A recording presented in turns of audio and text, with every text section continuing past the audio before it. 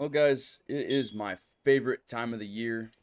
It is, goodness, I keep turning the lights off. It is May. Currently, still have $151,000, and it's my favorite time because we are going to get some corn put in the ground today. Let's see, which pickup do I want to choose from? I got three here right now. I have that 6.0 that's still sitting over at my grandpa's farm. Let's see. One, two, skip a few. I choose you. All right. We're just going to be using the 6.7 because I just got to drive down to the farm real quick. So, quick update. The other day we went through and we got the cattle moved back over to the home pasture. We got them out of the cornstalk fields. I do need to go through and I do need to get that fence removed out of there before I can go in and plant. But we also have the field off here to the left with the combine still in it. And then we have this field that we had oats in last year that we do need to go through. And we need to get the, get it all planted. We don't need to worry about cultivating it. That is the nice thing about having a like a no-till. This is the nice thing about having a no-till planter. Kind of just makes it a little bit easier, a little time saving, so I don't got to go through and got to cultivate every year. Just I would say every 3 years is a rule of thumb. But a new addition that I did get to the farm is this amazing Gale feed wagon. So I couldn't pass this up. I haven't had a feed wagon this whole time, and I totally just missed the hitch for that. But okay. But I haven't had a feed wagon this whole time, so I've been going through and feeding hay bales, grass bales, just normally to the cattle. But right now we are going through and getting some TMR given to these cattle for the first time since I've had them. So hopefully that amps up their health and their production. And now we are at my old friend, the gate. All right, let's see. Let's roll the magic dice here. Will I get it on the first try? Oh, yeah, I got it. Jumped right over it too. I'm pretty sure where this little girl right here is eating at is where the feed bunk is. So we're going to get ourselves pulled up right up alongside of it. And I think we should be able to, there we go. Yeah, just dump feed everywhere. See what happens. But with springtime coming, I got these old girls on a 3-day feeding schedule or a 3-day ration. 3 days. But with spring here, I got these girls on a 3 ration per day feeding schedule. So that means around lunchtime, probably I'm going to go through and get them fed again. We'll just find a good spot, probably like right here, just out of the way to get this feed wagon dumped off. So that way I can just go through and then I can get that silage picked up. I do have a couple bales I was using to throw in the feed wagon. But anyways, guys, welcome back to another episode on the Old Farm. I think I'm officially going to call this series the Old Farm series because I didn't spend as much money as I should have on getting this farm. But I will say that this is one of my favorite farm setups I've ever done to this day. And I like how it's coming along. It is growing at quite a rapid rate and we are getting a lot accomplished. I do eventually need to get that combine out of that field, but I think for right now it's just going to remain being a lawn ornament just for old time's sake, just as a reminder that we just screwed up and possibly could have failed. And who said you can't move an Anhydrous toolbar with a 6.7 power stroke? Come on. Alright, we're going to get this thing moved up out of the way because I don't want it sitting there. I think it looks a lot better if it's just sitting back here in the back of the yard. Out of sight, out of mind for now, until of course I go to use it next year or at least find some place to store it because I don't have any place to store it right now. But $7,000 later with seed and fertilizer, let's get heading back to the farm. Oh, and also I bought a $150 set of batteries. Let's bring up our map here real quick and let's take a look here. So field 58 is the only field left on Grandpa's farm that we need to get planted. So the other day I finished up with planting field 56 and 59 with soybeans. So these are both planted with soybeans. Our tractor is currently sitting up here alongside of the road, so I will have to get that. And we come back over here to our main farm, and right here is where we planted our oats. There's where our combine is currently sitting in the middle, like literally smack dab in the middle of that field. And then here's where the oats were last year, and we're going to go through and we're going to plant that with corn. This one was planted with soybeans. We got our tractor there where Jerry left it, and then these 3 fields right here are going to have corn in it as well. So we got the tractor back over here with the planter, and we did ourselves probably about like a 20-foot little stretch after we got everything all filled up with seed and got some more fertilizer put in our tanks and digging around. So our pH value right now is good. Our nitrogen is perfect. So that means we'll probably have to go through and spread some lime. I know we probably got to do that on like all of our fields, sadly. But we are getting a 97% yield expectancy, or expected yield for this field right now. And it looks like our seed populations are looking pretty good. So let's get ourselves climbed up back in the cab, and let's continue to get these headlands all wrapped up. And then I will get back as soon as we get them done. I got some stuff to say. But the first things first, guys. You guys do like the old farm and you guys want to see some more content on here, please possibly think about smashing that like button and possibly subscribing to Midwest Ag for more. I'll try to get as much content out on this series as possible.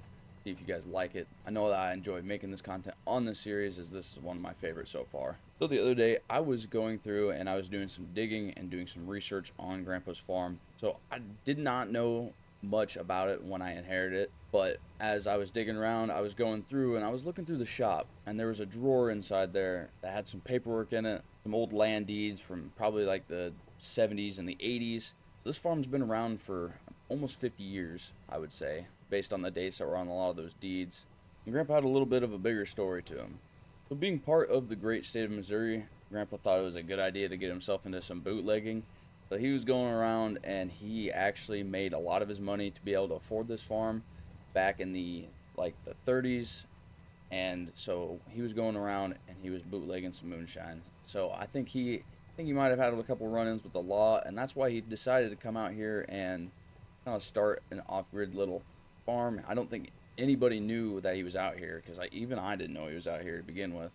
And so I kept on digging through, and I found some old files of another farm that he actually had, and I don't know if it was part of the inheritance, but the deed for all the land was also in that paperwork that I found with old news articles of him running around. Apparently he used to have some really nice cars, some really fast cars actually, but he had like a little cattle farm that he had, and I haven't found a location for it. I tried asking some of the old timers around the area, and they didn't even know about it. Crap, they barely even knew that he farmed. They just knew of him. They didn't ask any questions, and so right now it's kind of a mystery on where we're going to find all this stuff at.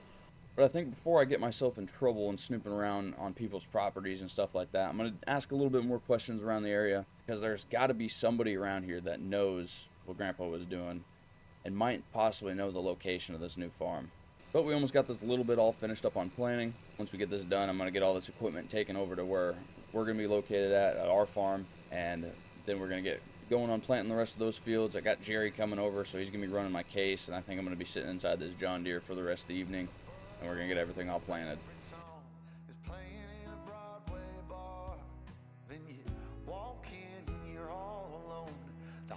In the room by far, and you look up and our eyes lock, and my heart falls straight out of my chest, baby. Your lips and your sweet smile, let me kiss it till I die. For the rest of our lives, yes, you and me were meant to be. For the rest of our lives, drop your guard, you take a ride with me, 'cause you got what I want.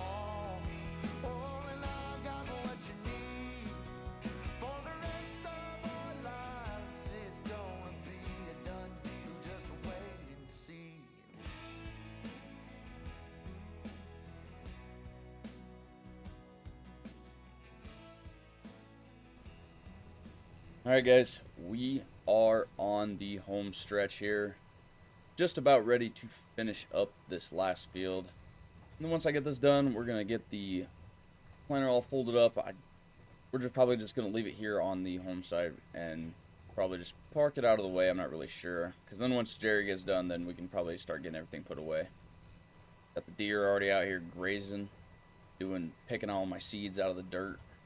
But I suppose right here is about as good a spot as any. It's kind of out of the way. We should be able to get the truck in and out of here if we need to. We are sticking a little bit outside of the shed, but that's also just so I don't forget where I put my tractor and my planter at. See if we could find out where Jerry's at. He should be over here. Ah, there he is. Yeah, he's almost done with this field. He's probably got like 10 minutes left in here. See how his seeds are going. Both the pH value and the nitrogen level are both okay, and we got corn growing. And it says we already have weeds somehow, even though there's no weeds anywhere. But that means we got to get some weed sprayed probably eventually. And because Jerry's probably going to need to fill up with some seed, I'm just going to leave this trailer in the truck here. Let's grab that battery off the back of here, and we're going to transfer it over to our 7.3 Power Stroke here real quick. We'll just stuff it here right next to the fuel tank underneath this ratchet strap. And I got to get heading over to Grandpa's farm, because I want to see if I can get that 6.0 to start. After getting some fuel lines drained up and we got that battery installed, made sure that everything was all primed. Fuel did look and smell kind of old. Let's hop in here and let's see if we can get this thing to start. I did crank it just a little bit, but let's see if we can get this thing to start. Alright, heck yeah. Another Ford to add to my collection. Almost got about every single diesel We got a 7.3, we got a 6.0, we got a 6.7. The only thing I'm missing now is the 6.4, but I don't know if I really want to get that. Let's take a look at this thing real quick. It's kind of a nice cherry red. Does have some donk rims on here, but it's alright. Not that bad looking of a truck. I think just to kind of get the dust blown off of it and get it broke back in, I think we are going to take this thing to the co-op, and I'm going to use it to go pick up our lime spreader that we're going to be using to spread lime here in the future.